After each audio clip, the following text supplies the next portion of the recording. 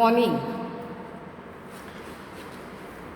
From today onwards, we are starting our fourth chapter, that is budget and budgetary control. So you know the meaning of budget. So budget is an accounting plan. It is a formal plan which is expressed in monetary terms. Budget म्हणजे काय तुम्हाला माहिती आहे की काय असतं? Budget म्हणजे plan असतो की एक्सपेक्टेड इन्कम आणि एक्सपेक्टेड एक्सपेंडिचर याचा काय करत असतो आपण? प्लॅन करत असतो. का तर आपल्याला आपल्या खर्चावरती कंट्रोल मिळवायचं असतं, बरोबर आहे की नाही? म्हणून आपण काय करत असतो? बजेट तयार करत असतो. So it is a statement of expected income and expected expenditure. It is quantified plan of future activities. Budget नेहमी काय असतं? पास्टशी रिलेटेड नसतं, तर बजेट हे काय आहे? फ्युचरशी रिलेटेड असतं.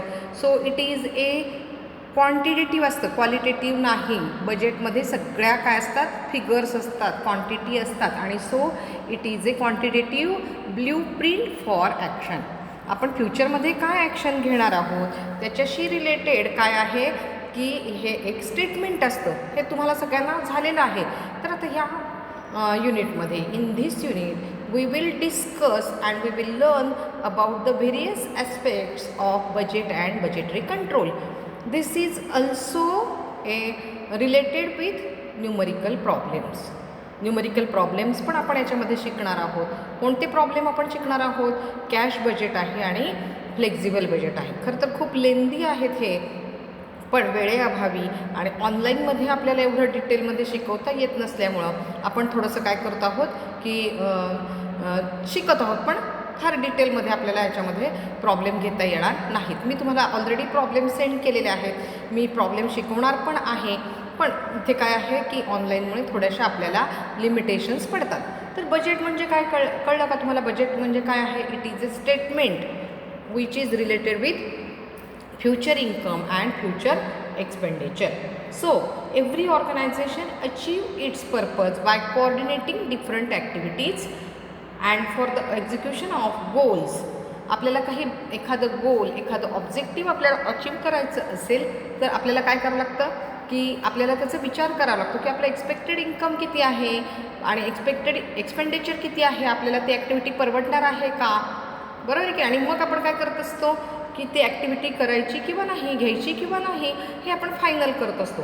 आणि म्हणून एव्हरी ऑर्गनायझेशन काय करत आहे की बजेटच्या बाबतीत खूप स्ट्रिक्टली ॲक्शन घेत असते आणि बजेट आणि बजेटरी कंट्रोल इम्प्लिमेंट करत असते.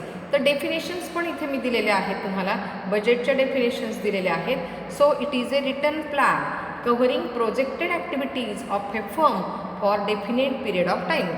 एक आठवड्याचं, अगदी एक दिवसाचं नाही, एका तासाचं सुद्धा बजेट असतं.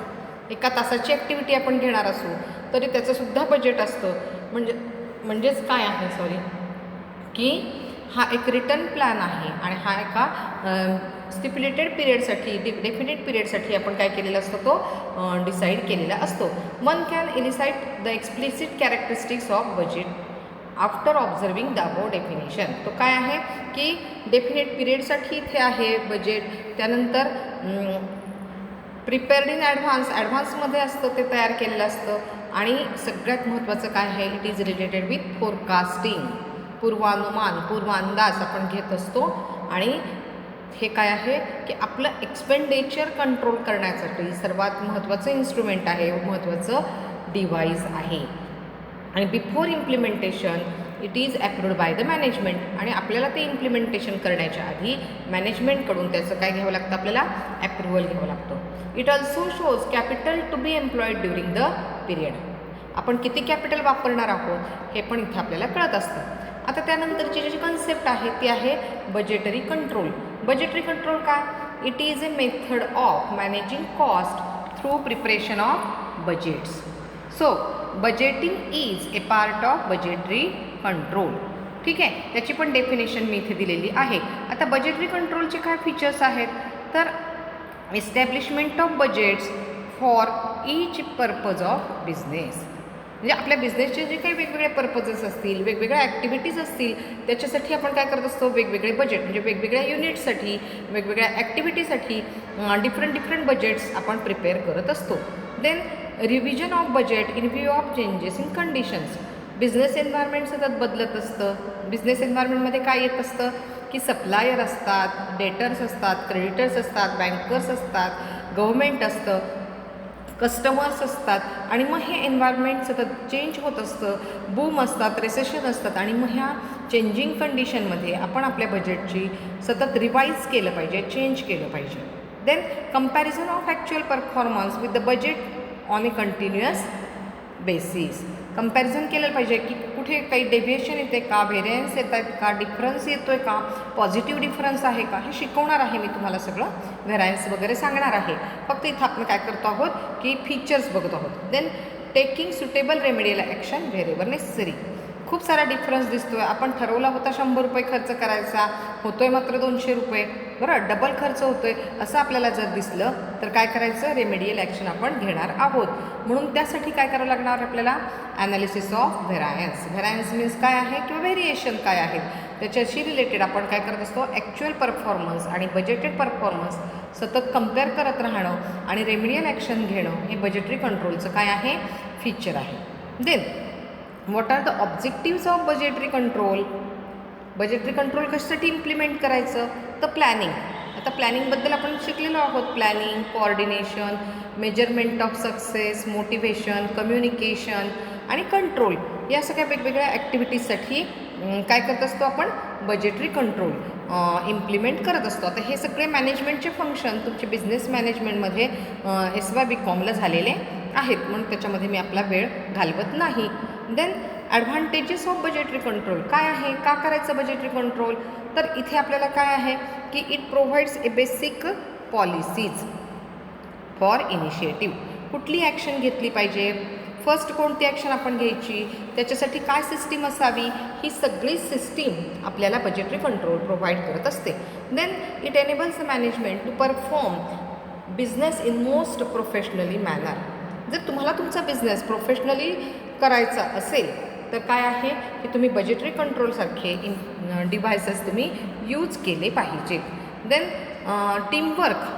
बिझनेस हा एकट्याने किंवा ऑर्गनायझेशन ही एकट्याने चालत नसते. इथे काय असतं, सगळ्यांचं टीमवर्क असतं आणि मग हे टीमवर्क करण्यासाठी आपल्याला वेगवेगळे टूल्स, टेक्निक्स आपल्याला यूज करावे लागतात. देन एकदा आपल्या डोक्यात फिक्स झालं की आपण इतकं एक्सपेंडिचर करणार आहोत, आपल्याला इतकं इन्कम असणार आहे, तर मग काय आहे की त्या दृष्टीने आपण काय करत असतो की ॲक्शन घेत असतो. आणि याच्यामुळं काय आहे की सगळ्या ॲक्टिव्हिटीज आपल्या प्लॅन्ड असल्यामुळं आपली प्रोडक्शन इफिशियन्सीसुद्धा काय होत असते, इन्क्रीज होत असते. Then it shows the management where action is needed and remedy a position. मॅनेजमेंटला कुठे ॲक्शन घ्यायची आहे, काय पोझिशन घ्यायची आहे, काय रेमेडियल मेजर्स घ्यायचे आहेत, हे सगळं काय आहे की आपल्याला याच्यामध्ये लक्षात येतं.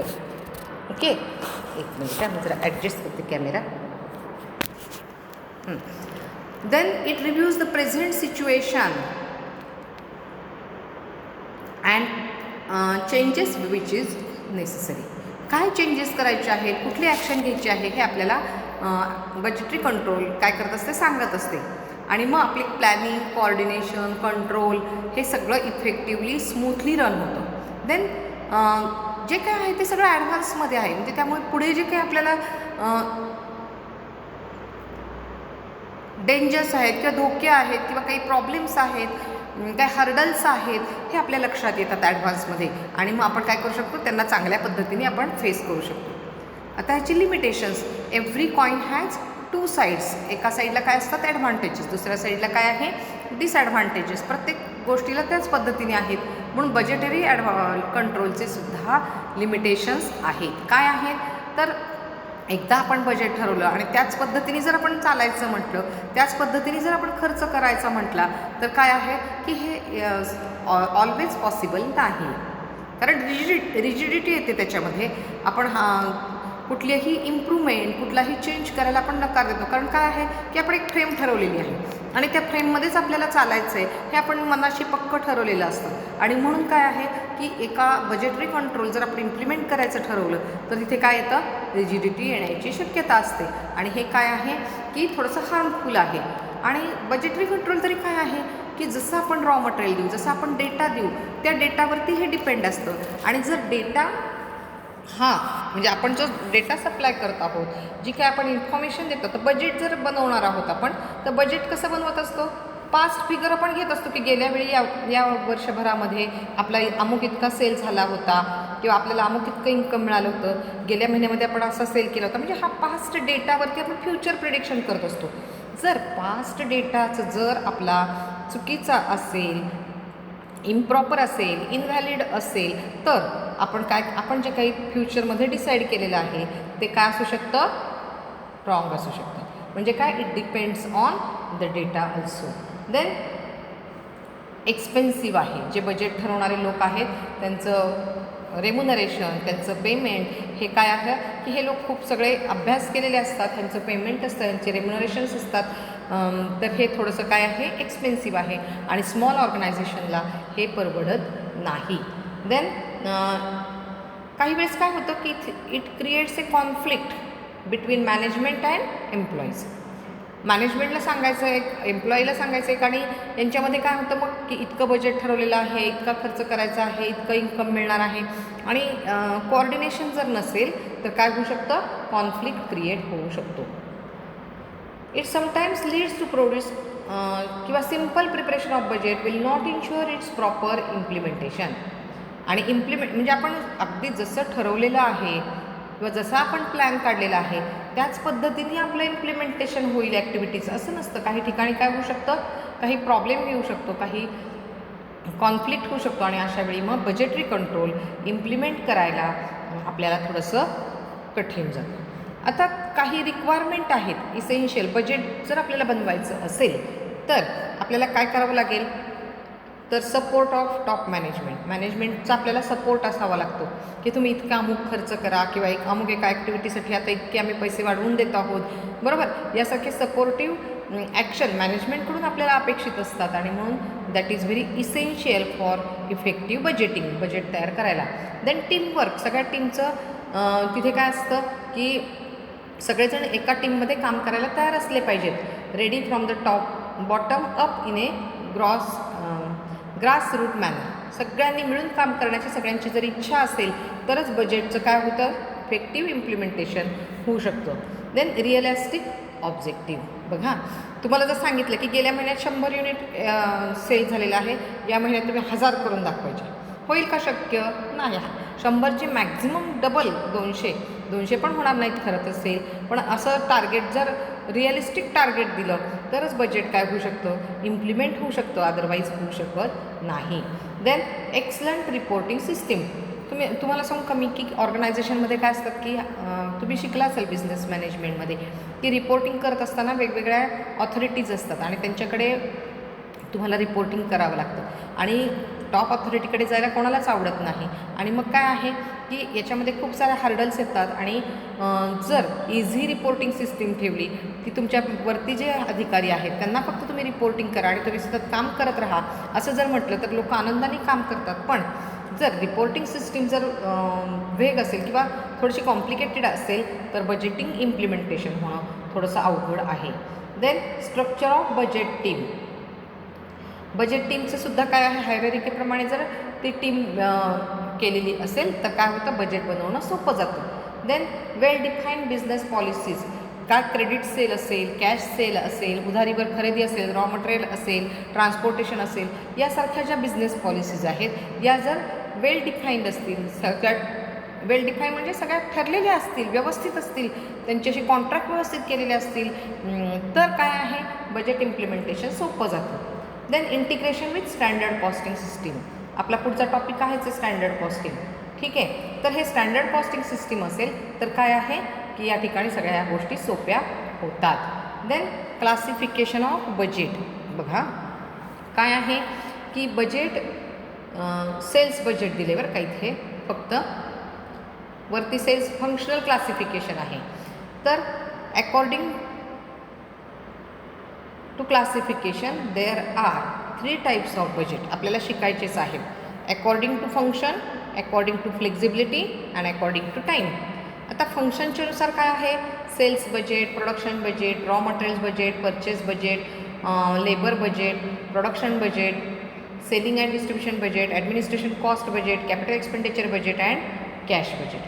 त्यानंतर फ्लेक्झिबिलिटीनुसार फिक्स्ड अँड फ्लेक्झिबल बजेट आणि टायमिंगनुसार long term, short term, current and rolling budget. आता हे बजेट सगळे तुम्हाला as the name suggest that बघा, प्रोडक्शन बजेट कशाशी रिलेटेड असेल, रिलेटेड टू प्रोडक्शन. किती प्रोडक्शन घ्यायचं, बजेटेड पिरियडसाठी एका महिन्यात किती प्रोडक्शन घ्यायचं, म्हणजे कारण गेल्या महिन्यात किती सेल झाला होता हे आपल्याला आधी सेल्सवरती डिपेंड असणार, किंवा रॉ मटेरियल आपल्याला किती अवेलेबल होतं त्याच्यावरती प्रोडक्शन बजेट काय असतं, डिपेंड असतं. हे बघा, रॉ मटेरियल बजेट पण दिलेलं आहे. रॉ मटेरियल किती खरेदी करायचं, तर रॉ मटेरियल बजेट काय आहे की आपल्याला कॅश किती मिळणार, म्हणजे कॅश किती द्यावी लागणार आहे, उधार किती मिळणार आहे, याच्यावरती रॉ मटेरियल बजेट डिपेंड असतं. म्हणजे ह्या सगळ्या गोष्टी आहेत त्याच्यामध्ये. देन परचेस बजेट, किती परचेस करायचं आहे आपण, किती रोख आहे, कॅश रिक्वायरमेंट किती आहे, उधार किती मिळणार आहे, याच्यावरती परचेस बजेट डिपेंड असतं. देन लेबर बजेट, आपल्याला किती लेबर लागणार आहे, स्किल्ड लेबर किती आहेत, अनस्किल्ड लेबर किती आहेत, किती पिरियडसाठी आहेत, त्यांना आपण डेली वेजेसवरती घेणार आहोत का, त्यांना कुठल्या प्रकारे पेमेंट आपण देणार आहोत, पर युनिट आपण त्यांना पेमेंट देणार आहोत का, याच्यावरती बजेट, लेबर बजेट डिपेंड असतं. देन प्रोडक्शन ओव्हरहेड बजेट, प्रोडक्शनसाठी येणारा इनडायरेक्ट एक्सपेंडिचर, त्याच्यासाठीचं जे बजेट आहे that is non as production overhead budget. Selling and distribution budget, म्हणजे आपल्याला किती ॲडव्हर्टाइजमेंट करायचे, ट्रान्सपोर्टेशन किती लागणार आहे, याच्याशी रिलेटेड जे काय आहे त्याला म्हणायचं selling and distribution budget. Then administration cost budget, this budget includes administrative cost, ऑफिसमध्ये बसणारी लोक, कागदपत्र तयार करणारे लोक, त्यांना द्यावं लागणारं पेमेंट, हे म्हणजे काय आहे administrative cost budget. Then capital expenditure budget, आत्ताच आपण कॅपिटल एक्सपेंडिचरचं टॉपिक शिकलेलो आहोत, त्यामुळे त्याच्याबद्दल मी जास्त बोलणार नाही. आता आहे कॅश बजेट. आता कॅश बजेटवरती आपल्याला प्रॉब्लेम सोडवायचे आहेत. So cash budget is a sketch of business estimated cash inflows and cash outflows over a specific period of time. किती कॅश येणार आणि किती कॅश जाणार याच्याशी रिलेटेड जे बजेट आहे ते कॅश बजेट, याचे मी प्रॉब्लेम तुमचे घेणार आहे. ठीक आहे.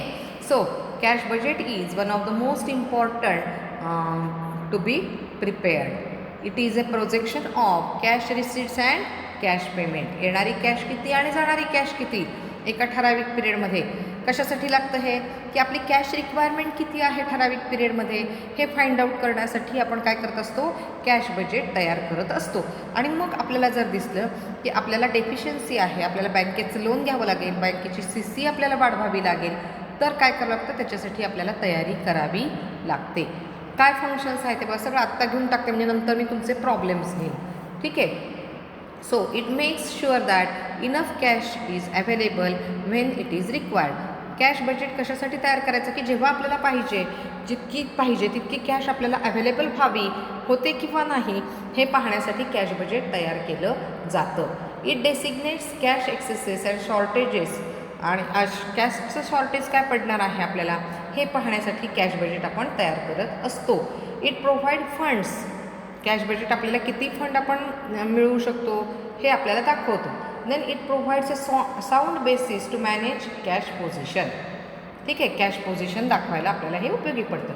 आता ॲडव्हान्टेजेस ऑफ कॅश बजेट काय आहे त्याचं की युसेज ऑफ कॅश, आपण कॅशचा प्रॉपर यूज करतो आहे किंवा नाही, आपल्याकडे एक्सेस कॅश पडून राहते का हे पाहण्यासाठी काय आहे कॅश बजेटचा आपल्याला उपयोग होतो. Then allocation for capital investment, आपल्याला जर काही मोठे ॲसेट्स घ्यायचे असेल, लँड घ्यायची असेल, बिल्डिंग घ्यायची असेल, प्रॉपर्टी घ्यायची असेल तर त्याच्यासाठी आपल्याकडे कॅश अवेलेबल आहे का. Then provision of excess fund, excess फंडची आपण तयारी करून ठेवतो. पेआउट पॉलिसी आपण तयार करतो.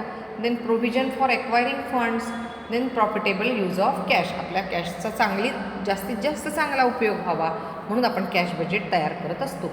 आता त्याचे अनदर साईड, बरोबर आहे, every coin has two side. आपण ॲडव्हान्टेजेस पाहिले, आता काय आहे लिमिटेशन्स आपण पाहणार आहोत. मग हे काय आहे कॉम्प्लेक्स ॲझम्पशन देन इनफ्लेक्झिबिलिटी, कॅश किती येणार आहे आपण आता ठामपणे सांगू शकत नाही, बरोबर. आणि एकदा आपण कॅश बजेट तयार केलं, आता त्याचे प्रॉब्लेम्स मी घेणारच आहे, तुम्हाला लक्षात येईल की हे इनफ्लेक्झिबल आहे, याच्यामध्ये पटकन चेंज करता येत नाही. And then costly, it is very costly. आता त्याच्या मेथड्स आहेत कॅश बजेटच्या, दोन तीन मेथड्स आहेत. रिसिट अँड पेमेंट मेथड, याच मेथडने आपण काय करणार आहोत, प्रॉब्लेम सोडवणार आहोत. रिसिट्स आहेत आणि नंतर आहेत पेमेंट. रिसिट म्हणजे काय आहे, येणारे पैसे, कॅश इनफ्लो, त्या सगळ्याचे टोटल घ्यायचे आणि त्यातून पेमेंट काय करायचं, मायनस करायचं प्रत्येक महिन्याचं. म्हणजे पहिल्या महिन्याचा क्लोजिंग बॅलन्स हा पुढच्या महिन्याचा काय असतो, ओपनिंग बॅलन्स असतो. आणि त्याच्यामध्ये आपण काय करतो, सगळे एक्सपेंडिचर, सगळ्या रिसिट्स आपण कन्सिडर करत असतो. Then adjusted profit and loss method आहे. This method is based on cash and non cash transactions. तुम्हाला माहिती प्रॉफिट अँड लॉसला नॉन कॅश ट्रान्झॅक्शन्स आपण रेकॉर्ड करत असतो, बरोबर. Then this method estimates closing cash balance by converting profit into cash. Profit and लॉसच्या डेबिटला प्रॉफिट येतो, क्रेडिटला लॉस येतो, हे तुम्हाला सगळ्यांना माहिती आहे. Then budgeted balance sheet method आणि चौथी आहे working capital differential methods. Okay, बरं. आता याच्यामध्ये काय आहे की तुम्हाला मी फॉर्मॅट दिला आहे बघा, मॉडेल ऑफ कॅश बजेट. तो सगळ्यांनी तुमच्या वहीमध्ये लिहून ठेवायचा आहे. पहिल्यांदा ओपनिंग बॅलन्स दिलेला आहे, नंतर ॲड रिसिट्स, मग आपला कॅश सेल्स किती आहे, मग डेटर्सकडून किती पैसे येतात आपल्याला, इंटरेस्ट डिव्हिडंड कोणत्या महिन्यात मिळते, फिक्स ॲसेट काही विकल्या त्याचे काही पैसे, आणि हे सगळं एक्झाम्पल आहे. प्रत्येक वेळेस हेच असेल असं नाही, वेगवेगळ्या रिसिट्स असू शकतात, वेगवेगळे इन्कम असू शकतात, bank loan, issue shares and debentures, others, ह्या सगळ्या अशा रिसिट्स आहेत. यांची सगळ्यांची टोटल घ्यायची, टोटल रिसिट्स नाव द्यायचं त्याला, त्यातून लेस काय करायचे, पेमेंट्स. मग पेमेंटमध्ये काय आहे की आपण काही कॅश परचेसेस केलेले आहेत, आपण काही क्रेडिटर्सचे पैसे दिलेले आहेत, आपण सॅलरी दिली, वेजेस दिले, काही ॲडमिनिस्ट्रेटिव्ह एक्सपेन्सेस आपण केले, सेलिंग एक्सपेन्सेस केले, काही आपण डिव्हिडंड दिला, काही लोनचे इन्स्टॉलमेंट दिले, आपण काही टॅक्सेस भरले. एक्झाम्पल्स आहेत हे वेगवेगळ्या प्रकारचे जे काही एक्सपेंडिचर आपण देतो त्या सगळ्याची टोटल घ्यायची, त्याला टोटल पेमेंट्स नाव द्यायचं आणि मग टोटल रिसिटमधून टोटल पेमेंट्स लेस करायचे. तो प्रत्येक महिन्याचा क्लोजिंग बॅलन्स, जानेवारीचा क्लोजिंग बॅलन्स हा फेब्रुवारीचा काय असतो, ओपनिंग बॅलन्स असतो. फेब्रुवारीचा क्लोजिंग बॅलन्स हा मार्चचा काय असेल, ओपनिंग बॅलन्स असेल. हे 3 महिन्याचं दिले, पण आपल्याला 6 महिन्याचं पण कॅश बजेट तयार करावं लागतं. लक्षात आलं. मला असं वाटतं की इथे आपण थांबूयात, म्हणजे मग फिक्स अँड फ्लेक्झिबल बजेट आहे याच्यानंतर. हे बघा, फिक्स एक्झाम म्हणजे आपल्या चार्ट चालला तो 1-2 मिनटामध्ये मी माझं पुढचं लेक्चर आहे. फिक्स बजेट म्हणजे काय, fix budget is prepared for one level of output. एकाच ठराविक लेव्हलचं जे काही आउटपुट असेल त्याच्यासाठी बनवण्यासाठी जे काय आहे that is non as fix budget. Target period आणि टाईटली फिक्स असतं. काहीही बाहेरच्या कंडिशन चेंज झाल्या तरीसुद्धा हे बजेट चेंज होत नाही. The management will not be in a position to assess the performance of different heads on the basis of budgets prepared by them because to the budgeted level of activity. खरं तर fix budget कोणी फारसं बनवत नाही. लक्षात आलं, कारण fix असतं. फिक्स कुठलीच गोष्ट नाही आहे ना. एन्व्हायरमेंट, बिझनेस एन्व्हायरमेंट ही काय आहे, ऑलवेज चेंजिंग आहे. देन फ्लेक्झिबल बजेट काय आहे, this is a dynamic budget. Flexible budget ह्याचे पण आपल्याला प्रॉब्लेम सोडवायचे आहेत. वेगवेगळ्या आउटपुट लेव्हल दिलेली असते, 70%, 80%, 90%. त्या आउटपुटला, त्या लेव्हलला आपल्याला किती प्रॉफिट होणार आहे किंवा लॉस होणार आहे हे आपल्याला दाखवून द्यायचं असेल. प्रॉफिट होणार असेल तर आपण त्या लेव्हलचं प्रोडक्शन घेऊ शकतो, लॉस होणार असेल तर आपण प्रोडक्शन घेत नाही. आणि त्याच्यासाठी काय केलं जातं, फ्लेक्झिबल बजेट तयार केलं जातं. तर फ्लेक्झिबल बजेट काय आहे की या ठिकाणी काय होतं की level of activity varies from period to period. वेगवेगळ्या वेळेसाठी प्रोडक्शनची लेव्हल ही काय होत जाते, बदलली जाते, बरोबर. आणि केव्हा तयार केलं जातं की ज्या ठिकाणी बिझनेस नवीन आहे, फोरकास्ट करणं, ठरवणं की किती सेल होईल हे ठरवणं अवघड असतं किंवा कुठलीही ॲक्टिव्हिटी ठरवणं अवघड असतं, तेव्हा काय केलं जातं, फ्लेक्झिबल बजेट बनवलं जातं. देन काही ठिकाणी काय होतं की लेबरची अवेलेबिलिटी नसते, रॉ मटेरियल अवेलेबल होत नाही, काही फंडचा प्रॉब्लेम असतो. अशा ठिकाणी मग चेंजिंग पॉलिसी ॲक्सेप्ट करणं आवश्यक असतं आणि अशावेळी काय केलं जातं, मग फ्लेक्झिबल बजेट बनवून ते इम्प्लिमेंट केलं जातं, कारण कुठलीच गोष्ट फिक्स नसते. काही वेळेस काय असतं की nature of business is such that sales go on changing. समजा फॅशनेबल ड्रेसचा जर असेल तर फॅशन जशी चेंज होईल, जशी बदलेल, ट्रेंड जसा बदलेल तसा काय होत असतं, सेलवर त्याचा इफेक्ट होत असतो. आणि म्हणून अशा वेळी काय केलं जातं, फ्लेक्झिबल बजेट तयार केलं जातं.